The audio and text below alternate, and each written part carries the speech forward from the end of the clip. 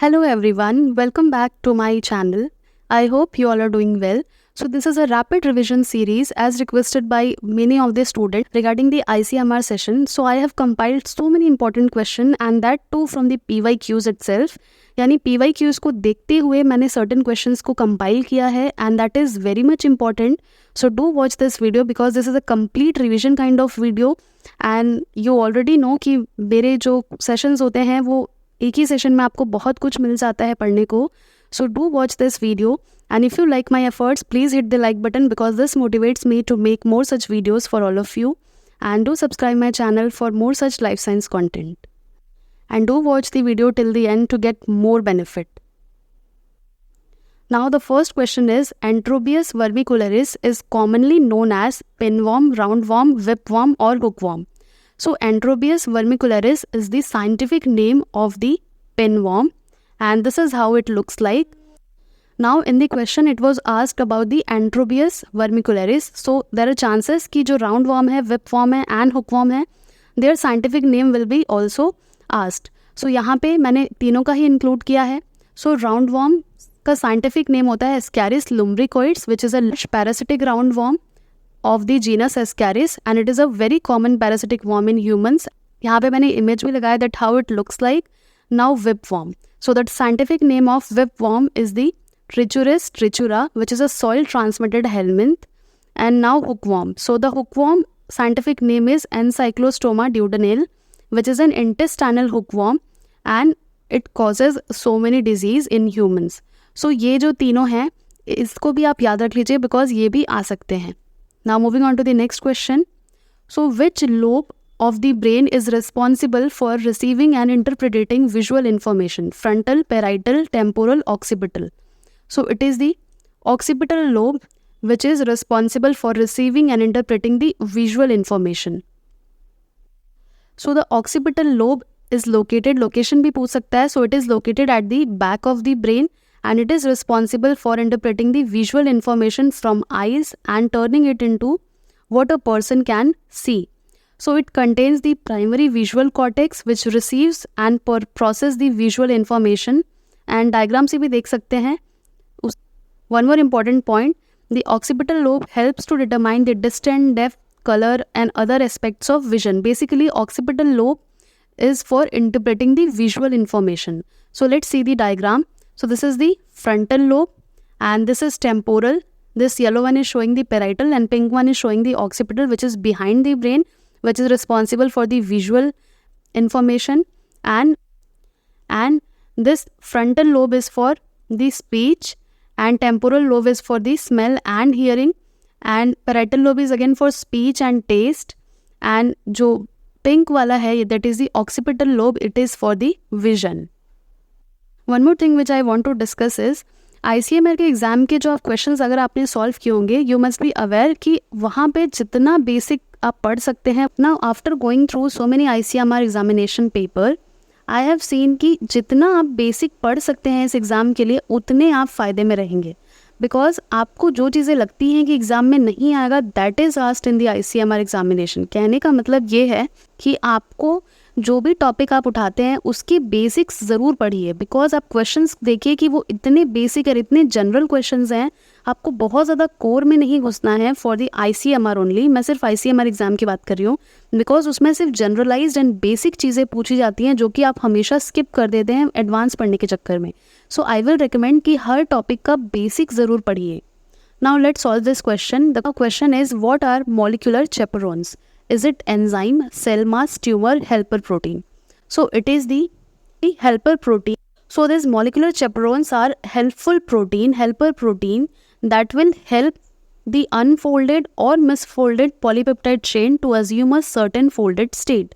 यानी किसी भी टाइप का unfolded protein हो या misfolding हो गई है किसी रीज़न से, so उन्हें हेल्प करता है to assume a folding state, correct folding state में ले जाने के लिए काम आता है. नाउ एक और क्वेश्चन चेपरोन्स पे बिकॉज क्वेश्चंस पूछे गए हैं 2023 में चेपरोनिन्स से. So chaperones bind to which type of amino acid residues in the protein? Charge, uncharge, hydrophobic, hydrophilic. So it is the hydrophobic amino acid through which the chaperones binds. So as already discussed, these are helper proteins that binds to hydrophobic amino acid residue that are part of the core of the folded protein. Now next question is Rubisco. So Rubisco is a nucleic acid? No. Protein? Yes. Carbohydrate? No. Fiber? No. So correct answer is it is a protein. So Rubisco is a protein which stands for ribulose, bisphosphate, carboxylase and oxygenase, which is the most abundant protein in the biosphere. It catalyzes the first step of carbon fixation in the Calvin cycle during the photosynthesis. So you have to remember the full form of Rubisco as well as its nature, that is it is a chemical, it is a protein. Now next question. What approximate percentage of total RNA content in a cell is messenger RNA? यानी messenger RNA कितना percent होता है cell में? 25 to 30, 2 to 5, 80 to 85, 45 to 50. So it is the 2 to 5% and rest 10% क्या होता है? Transfer RNA and 85% होता है ribosomal RNA. So 85 plus 10, 95 and 5%, 2 to 5% रहता है ये. So ये क्वेश्चन भी आने के चांसेस हैं कि rRNA का पूछा है तो tRNA का भी पूछ सकता है एंड mRNA का तो पूछा ही है क्वेश्चन में. सो ये 3 क्वेश्चन यहाँ से भी बन सकते हैं. अगर आप एक चीज़ याद रखते हैं किसी भी टॉपिक से तो उसके आगे पीछे की भी चीज़ें थोड़ी सी याद रखिए. Now next question is how many genes are present in human mitochondrial genome? 24, 37, 32, 64. So it is the 37 genes in the mitochondrial genome, out of which 2 are for rRNA, 22 are for tRNA and 13 are for polypeptide. So total 37 gene होते हैं mitochondrial genome में. Now next question, which of the following amino acid is present at every third position in a collagen molecule? Hydroxyproline, lysine, proline, glycine. So it is the glycine that is present every third residue in the structure of the glycine. So ये भी आपको याद रखना है. Now next question, a statement made about a population for testing purpose is called statistic, hypothesis, level of significance, test statistic. So it is the hypothesis. यानी hypothesis एक statement होता है जो कि हम population के लिए बना के चलते generalize करके, and hypothesis बनाने के बाद once hypothesis is made it is tested that whether it is true, and अगर वो true होता है that will be accepted and if it is false it will be rejected. So a statement made about a population, एक generalized statement जो हम research start करने से पहले बनाते हैं, that is known as the hypothesis. Now next question, which of the following is defined as the rule or formula to test a null hypothesis? Test statistic, population statistic, variance statistic, null statistic. So it is the test statistic which provides a basis for testing a null hypothesis.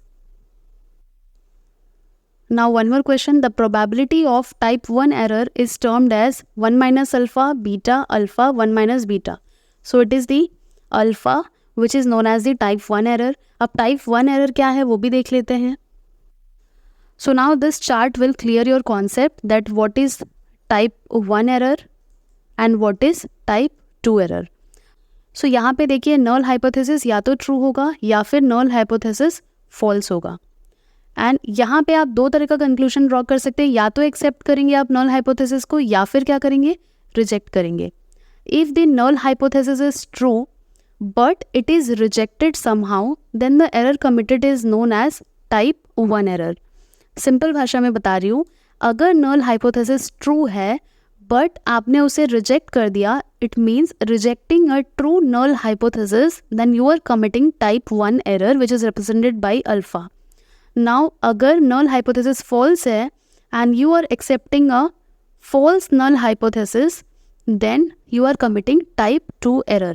यानी null hypothesis false है but फिर भी आप उसे accept कर रहे हैं, then you are committing type 2 error. So ये भी क्वेश्चन आता है which error is more deadly, type 1 और type 2. So type 2 error जो है वो ज़्यादा fatal है because अगर गलत चीज़ को आप accept कर ले रहे हैं that is wrong.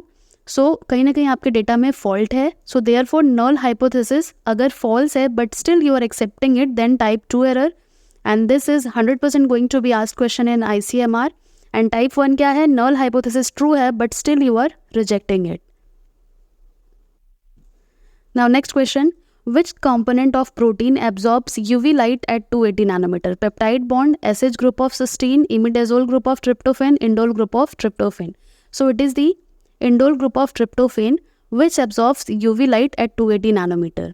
यानी जो एब्जॉर्प्शन होता है in the range 230 to 300 nanometre is dominated by aromatic amino acid residue like tryptophan, tyrosine and phenylalanine. Now एक और फैक्चुअल क्वेश्चन जो ICMR में पूछा जा सकता है. So it is protein primary absorb UV light. So protein जो है वो प्राइमरीली एब्जॉर्ब करता है UV light due to the presence of aromatic amino acid residue that is commonly we know tryptophan, उसके अलावा टायरोसिन एंड फिनाइल एलानिन. लेकिन अगर हम बात करें स्पेसिफिक वेवलेंथ की, सो जो ट्रिप्टोफेन है it absorbs at 280 nanometre and tyrosine at 275 nanometre and phenyl alanine at 258 nanometer. So you have to remember 280 is for tryptophan, 275 is for tyrosin and 258 is for phenyl alanine. Highest tryptophan का, lowest 258 is for phenyl alanine. इससे भी question आने के पूरे chances हैं. Now next question. Each turn of an alpha helix in secondary structure of protein contains 3.6 amino acid, 3.4, 3.2, 3.0. So it is the 3.6 amino acid. Each turn of an alpha helix in a protein consists of 3.6 amino acid residues. Next question. Which of the following is not used as a vector in molecular cloning? Plasmid का तो बिल्कुल use होता है molecular cloning में, cosmid का भी, artificial chromosome में भी. Hapten. Hapten is not used in the molecular cloning, therefore the answer is hapten. Now next question. Sterilization on the 3 successive days by streaming at 100 degrees Celsius for 30 minutes is known as. यानी 3 successive days के लिए आप sterilise कर रहे हैं किसी चीज़ को at 100 degrees Celsius for 30 minutes continuously for 3 days. So that process is known as tyndallization. यानी intermittent exposure at 100 degrees Celsius for 20 to 45 minutes for 3 successive days is known as tyndallization. Now next question. The hormone involved in rhythmic activity such as day and night and seasonal changes is calcitonin, melatonin, cyclin, estrogen. So it is the melatonin which is responsible for the rhythmic activity or the day and night or the seasonal changes.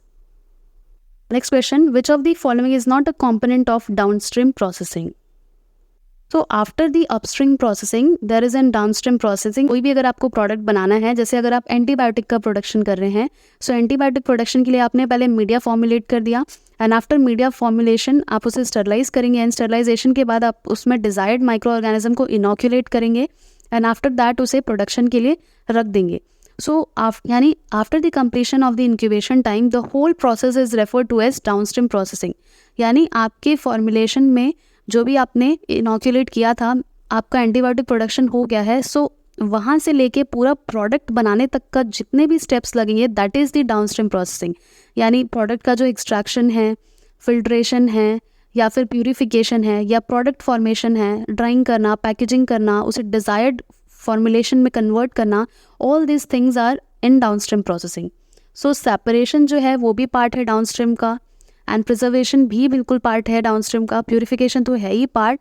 Expression is not the part of downstream processing. ये हमारे upstream में होता है. So this will be the answer. So the right answer for this question is the expression which is not a part of downstream processing. Now next question is how many types of histone molecules are found in nature? 3, 4, 5, 6.